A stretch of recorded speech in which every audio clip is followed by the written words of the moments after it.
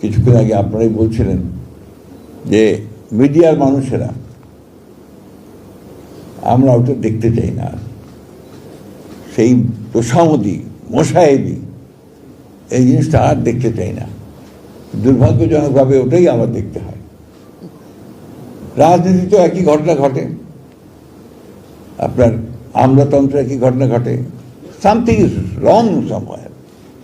আমরা কেন জানি না জাতিগতভাবে আমরা বেরিয়ে আসতে পারছি না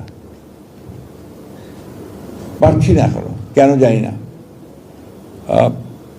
হয়তোবা সেই ধরনের একটা বড় ধরনের একটা বিপ্লব, যে বিপ্লবের মধ্য দিয়ে আমূল পরিবর্তন হবে, এটা নিয়েও মাহমুদের সঙ্গে তর্ক হতো।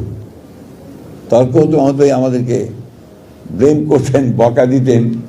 আমি তাকে একটা কথা বলতাম যে বিএনপি তো কোনো বিপ্লবী দল নয়, বিএনপি একটা it's a party of liberal democracy. আমরা একটা উদারপন্থী গণতান্ত্রিক রাজনৈতিক দল। আমরা বিপ্লব করি না, বিপ্লবে বিশ্বাসও করি না। আমরা নির্বাচন করব, নির্বাচন করে রাষ্ট্র ক্ষমতায় যাওয়ার চেষ্টা করব। যদি যেতে পারি তাহলে সেখানে জনগণের কল্যাণের জন্য কিছু কাজ করার চেষ্টা করব, 19 দফা দিয়ে, 31 দফা দিয়ে, এই সমস্ত করে। আপনারা বের করুন যেটা স্বাক্ষরিত সব রাজনৈতিক দলের, যেটা এগ্রিড, সেখানে কিন্তু পরিষ্কার করে বলা আছে যে যে বিষয়গুলোতে আমরা একমত হতে পারছি না রাজনৈতিক দলগুলো, তারা যদি নির্বাচনের মধ্য দিয়ে রাষ্ট্র পরিচালনার দায়িত্ব যায় তাহলে তাদের ম্যানিফেস্টো অনুযায়ী তারা কাজ করবে। এই বিষয়টা কিন্তু আমরা পুরোপুরি কেন জানি না অ্যাভয়েড করে যাচ্ছি।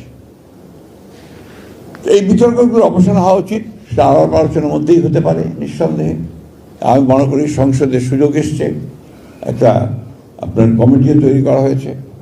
বিরোধী দলের আমার আহ্বান থাকবে যে তারা আসবেন, এই কমিটিতে যোগ দেবেন এবং সংবিধানের যে বিষয়গুলো পরিবর্তন করা দরকার সেই পরিবর্তন করার তারা সহযোগিতা করবেন।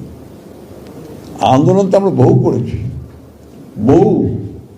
এবং রক্ত বহু দিয়েছি।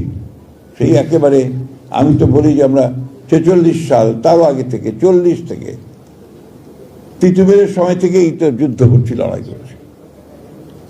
তো আমরা এবার দেখিনি আলোচনার মাধ্যমে পার্লামেন্টের মধ্যে একটা বিষয় আমরা আর পৌঁছাতে পারি কিনা। কিন্তু সব কিছু একেবারে নিগেট করে দেওয়া, এখান থেকে বোধহয় বেরিয়ে আসা উচিত, আলোচনার মধ্যে যাওয়া উচিত, আলোচনার মধ্যে দিয়ে কাজ করা উচিত বলে মনে করি।